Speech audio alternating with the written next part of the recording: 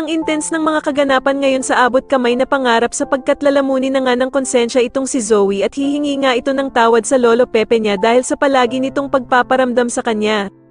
Subalit wala naman siyang kaalam-alam na nasa likod na pala niya si Giselle, at dito nga ay mabubuking siya nito sa ginawa niyang pagtulak kay Don Pepe sa bangin. Samantala habang nagaganap ang prayer vigil na ginawa ni Giselle para sa kanyang amang si Don Pepe, ay mapag-uusapan nila Zoe at Moira na umattend din dito.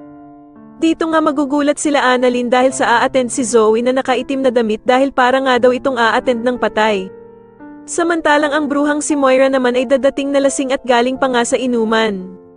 Kaya naman ay galit na kukumprontahin ni Giselle si Moira at tatanungin niya ito kung bakit daw ito pumunta ng lasing. Sa kabilang banda naman, matapos ngang magdasal ni Doc Robert para sa paggaling ng kanyang amang si Don Pepe, ay bigla naman itong magtatapat ng mga nararamdaman niya kay Lynette. Kaya naman ay ko-comfort siya ni Lynette at yayakapin niya nga si Doc Robert at sasabihin niya na kapag nagising na daw si Don Pepe, ay siguradong magiging proud ito sa kanya. Subalit makikita naman ni Michael ang ginawang pag-comfort ni Lynette kay Doc Robert at dito nga ay agad niya itong isusumbong kay Doc Carlos. Pero habang nagsusumbong nga itong si Michael kay Doc Carlos ay bigla naman siyang makikita ni Doktora Denise at tatanungin niya nga ito kung bakit kailangan pa daw nitong paalam kay Doc Carlos ang ginagawa nila Lynette at Doc Robert.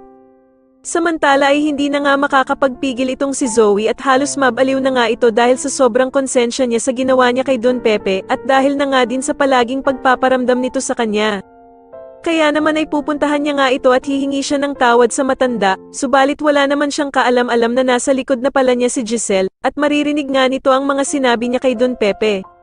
Sa tingin niyo dito na nga kaya tuluyang mabuking si Zoe sa ginawa nitong pagtulak kay Don Pepe sa bangin na naging resulta ng pagkakaaksidente nito, mas lalo na nga talagang nagiging exciting ang mga susunod na kaganapan kaya naman ay mas lalo pa nating abangan ang mas lalong gumigandang abot kamay na pangarap. Maraming salamat po sa inyong panonood at sana po ay ma-subscribe niyo ako. Maraming salamat po.